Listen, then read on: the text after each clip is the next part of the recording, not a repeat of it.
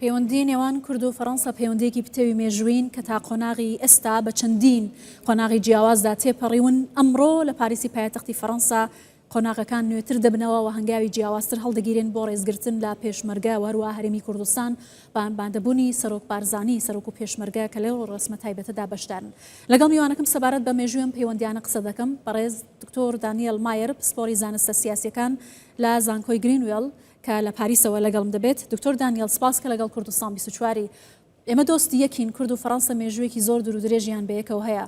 پتەوبوونی ئەم پەیوەندیانە لە ڕووی سیاسی دیپلۆماسی و هاوکات ئەم ڕێزگرتنە لە پێشمەرگە چۆن دەبینی؟ فەڕەنسا چۆن لە کورد و هەرێمی کوردستان دەڕوانێت؟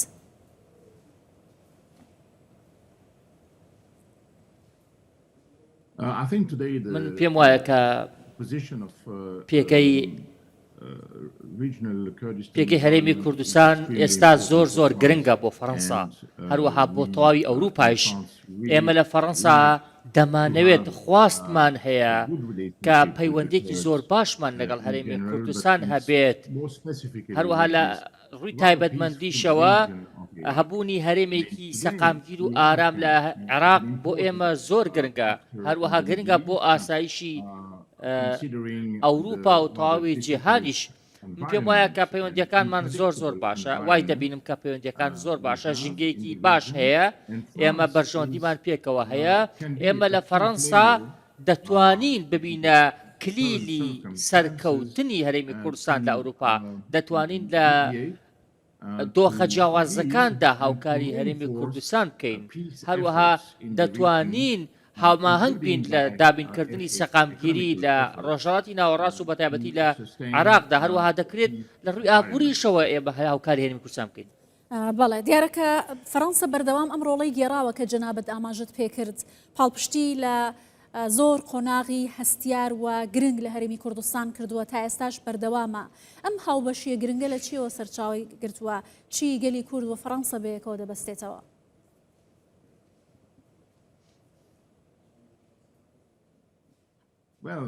بەڵێ ئەمە بنەماکەی دەگەڕێتەوە بۆ مێژوویەکی زۆر کۆن، بە تایبەتی ئێمە مێژوویەکی زۆر کۆنمان پێکەوە هەیە ئێمە و کوردەکان. ئێمە وەکو فەڕەنسا لە ناوچەکە ڕۆڵێکی کاریگەرمان هەبووە. من نامەوێت باسی و مێژووە بکەم چونکە زۆر دوور و درێژە، نامەوێت هەموو مێژووەکە بخەمە بەرباس، بەڵام دەمەوێت ئەوە بڵێم کە هۆکارەکەی دەگەڕێتەوە بۆ بەڕێز دانیێل میتران کە هات بۆ هەرێمی کوردستان، هات هاوکاری مرۆیی گەیاندە خەڵکی هەرێمی کوردستان کە ئەو کاتە ئاوارە بوون. بێگومان ئەوە دەستپێکێکی زۆر گرنگ بوو، یاخۆ پاڵنەرێکی زۆر گرنگ بوو بۆ بەهێزکردنی پەیوەندی سیاسی و مرۆیی هەرێمی کوردستان و فەڕەنسا، هەروەها ڕێڕەوێکی نەخشان بۆ ئەوەی کە ئەم پەیوەندیانە بگەنە ئەمڕۆ کە ئێستا هەن. پێم وایە کە خاتوو میتران ڕۆڵێکی زۆر کاریگەری هەبوو، هەر لەبەر ئەوەیشە کە ساڵی 2009 کۆنسوڵخانەی فەڕەنسا لە هەولێر کرایەوە، هەر لەبەر ئەوە ئەمە دەستپێکێکی زۆر گرنگ بوو بۆ داڕشتنەوەی پەیوەندی سیاسی ئابووری ئیداری لە نێوان فەڕەنسا و هەرێمی کوردستاندا. لەلایەکی دیکەیشەوە هەرێمی کوردستان هەمیشە جێگەی سەرنجی فەڕەنسا بووە، چونکە هەرێمێکی ساقامگیرە، هەرێمێکی پێکۆژیاوە. پێم وایە کە ئەمانە هۆکارێکی گرنگن بۆ ئەو پەیوەندیکە ئێستا هەمانە.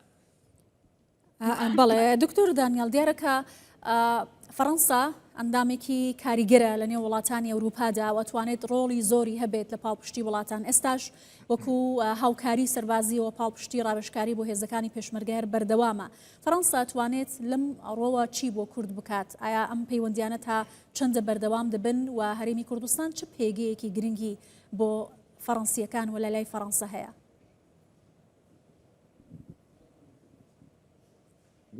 بەڵێ من هیوا دەخوازم کە ئەم هەوڵانە بۆ پشتیوانی هەرێمی کوردستان بەردەوام بن، دەمەوێت بەردەوام بن، هەروەها دەمەوێت هەوڵەکان درێژیان هەبێت بۆ ئەوەی کە سەقامگیری تەواوی عێراق بەردەوام بێت، سەقامگیریەکە درێژە بکێشێت، چونکە ئەمە زۆر پێویستە. لەم ڕوانگەیەوە من پێم وایە کە دۆخی هەرێمایەتی بەتایبەتی دۆخی سیاسی هەرێمایەتی ناوچەکە زۆر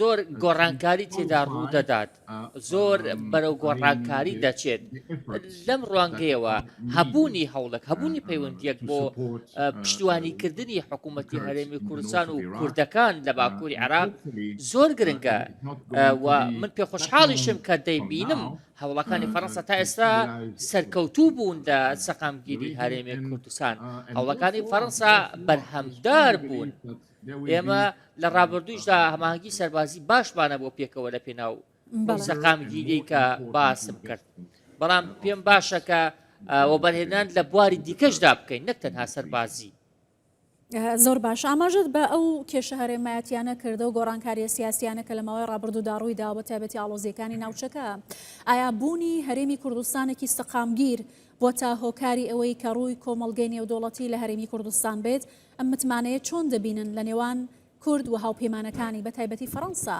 کە بەردەوام هاوپەیمانێکی بەهێزی کورد و دۆزەڕاوەکەی بووە لە ئاستی نێودوڵەتیدا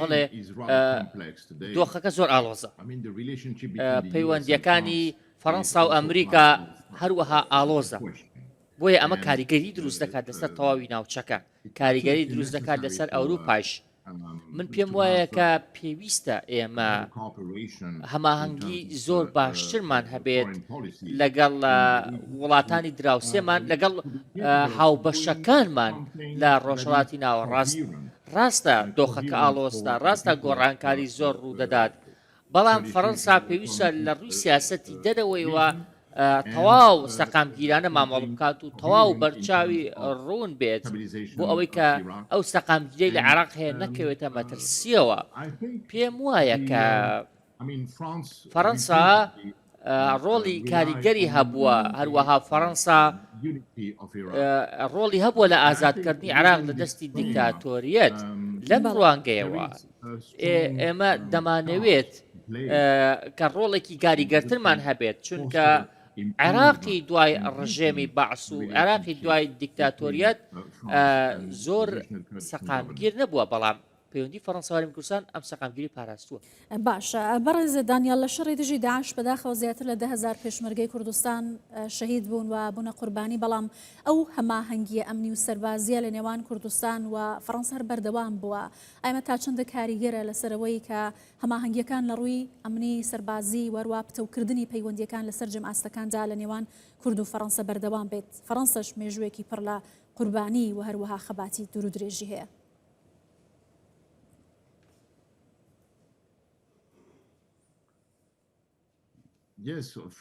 گومانی تێدا نییە لەم ڕوانگەیەوە کە سەقامگیری هەرێمی کوردستان زۆر گرنگە ئاسایشی و ئارامی هەرێمی کوردستان لەو ناوچەیە زۆر زۆر گرنگە چونکە شەڕی هەرێمی کوردستان دژی تیرۆریستانی داعش هەوڵەکانیان بۆ ڕوبەڕووبوونەوەی داعش بە پشتیوانی فەڕەنسا نمونەیەکی زۆر ڕوونی هەماهەنگی سەربازی و ئەمنیە چونکە لە ساڵی 2014-2015ەوە ئێمە هەماهەنگیمان هەیە ئەمە زۆر زۆر نمونەیەکی ڕوونە لەسەر ئەوەی کە ئێمە ئەتوانین چی پێکەوە بکەین ئەتوانین بە چه ئاڕاستەیەکدا کار بکەین واتە مەبەستەکەی من ئەوەیە کە ئێمە نمونەیەکی باشمانەیە لە هەماهەنگی و سەقامگیری لەلایەکی دیکەیشەوە من جەختی لێ دەکەمەوە کە ئەو دۆخەی کە هاتووەتە ئاراوە پێویستە فەڕەنسا زۆر سەرنجدار بێت پێویستە فەڕەنسا زۆر چاوی لەسەر ئەوە بێت کە پێگەی خۆی لە ناوچەکە بەهێز بکات هەروەها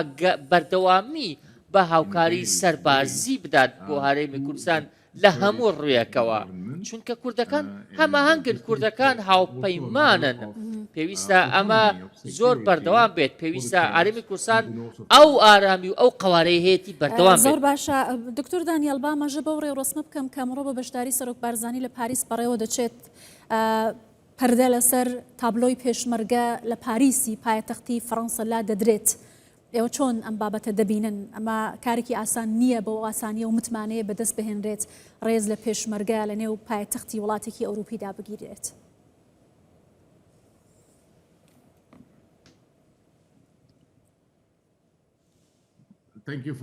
زۆر سپاس بۆ ئەو پرسیارە چونکە پرسیارێکی زۆر جوان و معقولە. پێشمەرگە هێزێکە داڕێژەرەوەی عێراقە، هێزێکە پاڵپشتیکاری عێراقە، هێزێکە وەکو عەمودی فەقەری عێراق وایە بۆ سەقامگیری و بۆ ئارامی و بۆ ئاسایش. پێشمەرگە شتێکی کردووە کە تەواو ناوازە بوو، هەروەها هێزێک بوو کە زۆر ناوازانە بە هاوبەشی ئەمریکا و فەڕەنسا شەڕی داعشی کردووە. من دەتوانم بڵێم ئەمە هێمایەکە بۆ قوربانیدانی پێشمەرگە. ئەم پاڵکوڕ ڕێگەیە هێمایەکە بۆ ئەوەی کە ئێمە پێشمەرگەمان لە بیر بمێنێت. هەروەها دەکرێت ئەمە پەیامێکیش بێت بۆ کوردەکان کە ئێوەمان لە بیرە، ئێمە پشتیوانی ئێوە دەبین، ئێمە پشتیوانی قەوارەکەتان دەبیت، قەوارە دەستوریەکەتان. هەر لەبەر ئەوە پێم وایە ئەم ئاهەنگە یاخود ئەمڕۆ ڕۆژێکی زۆر گرنگە، ڕۆژێکی پرشنگدارە، چونکە ئێمە ڕێزە سوپایەک دەگرین کە شەڕی کردووە، ئێمە ئاهەنگ بۆ سوپایەک دەگێڕین کە توانای هەبووە لە دابینکردنی سەقامگیری بۆ تەواوی عێراق. ئێمە ئاهەنگ دەگێڕین بۆ سوپایەک کە توانیویەتی ڕۆڵی کاریگەری هەبێت لە دابینکردنی ژیان بۆ مەسیحی، بۆ کورد، بۆ ئێزیدی، بۆ شیعە، بۆ سونە. ئەمە زۆر گرنگە کە تۆ هێزێک دەبێت لە پشتی بیر و باوەڕە ئایدۆلۆژیەکانەوە بیر بکاتەوە و ژینگەکە هەڵ بسەنگێنێت. پێشمەرگە ڕۆڵێکی کاریگەری هەبووە. هەروەها ئێستا ئێمە بیرمان نەچێت پرسی ئاشتیمان هەیە لە نێوان پاکەکە و تورکیایشدا، ئەمەش گرنگە لە ناوچەکەدا. ئێمە لە ڕۆژهەڵاتی ناوەڕاست کۆمەڵێک هێزمان هەیە، بۆ نمونە لە ڕۆژاواش ئێمە هێزمانە بوو کە شەڕی تیرۆرستانیان کرد. ئەمە فەڕەنسا پشتی پابەندە بە پشتیوانیکردن و هاوکاریکردنیان ئەم هێزە کوردیانە لە ڕۆژاو لە باشوور. باشە دکتۆر دانیال، منەمەوێت سپاسی جەنابەت بکەم، زۆر بە جوانی وەسفی پێشمەرگەت کرد. دواتر با پرسیارەکەم ئاراستی بەڕێزت بکەم سەبارەت بە پێشمەرگە. لە کاتێکدا کە ئێستا کۆمەڵێک وڵات هەیە هەڕەشەی دەرەکیان لەسرە، گوشاریان لەسرە بۆ چەکردنی گروپ و میلیشیای چەکدار، دایانخەنە ناو لیستی ترۆرەوە و بەردەوام هۆکاری ناسەقامگیرین لە ناوچەکە دەبن. لێرە لە پاریسی پایتەختی فەڕەنسا کە جەنابەت لەوەی ڕێز لە پێشمەرگە دەگیرێت وەک هێزێکی هاوپەیمانی وڵاتانی دنیا لە شەڕی ڕۆبۆڕۆبوونەوەی تیرۆر.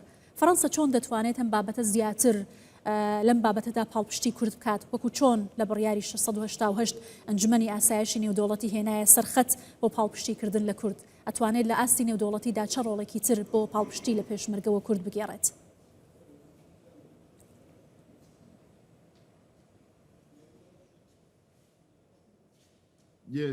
بەڵێ، پێم وایە کە سەقامگیری زۆر گرنگە. سەقامگیری کلیلی پەیوەندیەکانی فەڕەنسا و هەرێمی کوردستانە. هەروەها ئەو پەیامەی کە ئەمڕۆ دەگات پەیامێکە کە زۆر گرنگ و زۆریش ڕوون و ڕاشکاوە بۆ هەموو لایەک. هەروەها دەمانەوێت بۆ هەموو لایەکی ڕوون بکەینەوە کە لە عێراق پەیوەندی هەیە.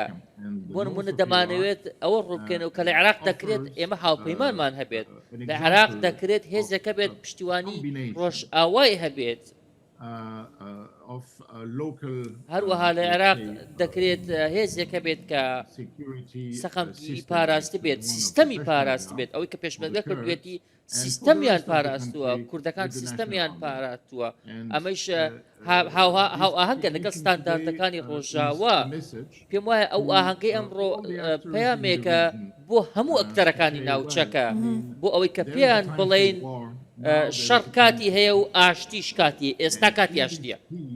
ئەم ئاشتیە ئێمە پێویستمان بە بۆ ئاشتیەیە، پێویستمان بۆیە کە لە ئاشتیدا زیرەکانە خۆمان ڕێک بخەینەوە، لە ئاشتیدا زیرەکانە سەقامگیری خۆمان بپارێزین. پێویستە ئێستا کاتی ئەوەیە کە تۆ ئاشتیدا بوو، کاتی ئەوەیە کە پەیوەندی ئابووریش پەرە پێ بدەیت بۆ ئەوەی کە سەقامگیری سیاسی زیاتر بێتە ئاراوە. پێم وایە کە ئەمڕۆ پەیامێک دەکاتە ناوچەکە کە ئێمە لەوە تێگەیشتوین کە شەڕ کاتی بەسەر چووە،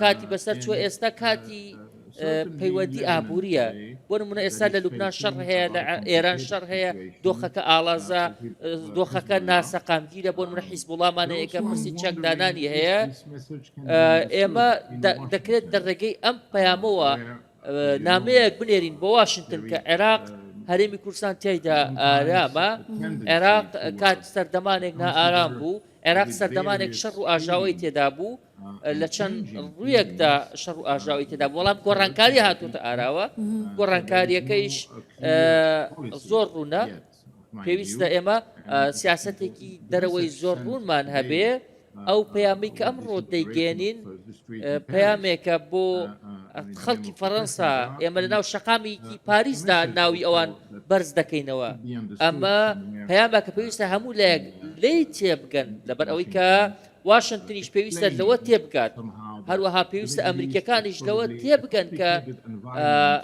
پێویستە سیاسەتێکی ڕوونیان هەبێت بەرامبەر عێراق و بەرامبەر هەرێمی کوردستان چونکە هەرێمی کوردستان توانوێتی کۆمەڵێک شت بکات کە بەڕاستی قورس و سەخت بوون هەروەها کۆمەڵێک سەرکەوتنی ناوازایان بەدەست هێناوە بەڵێ کەواتە لە شەقامەکانی پاریسەوە توانین بڵێن پێشمەرگەک وە کورد دەبێتە خاڵێکی وەرچەرخان بۆ گۆڕانکاری گرنگ و هەروەها چاوەڕۆی داهاتوو و ئاسوویەکی گەشتر لە پەیوەندیە سیاسی و دیبلۆماسیەکانی کورد لەگەڵ وڵاتانی ئەوروپا و ئەمریکا بە تایبەتی فەڕەنسای دۆستی هەمیشەی کورد بکەین.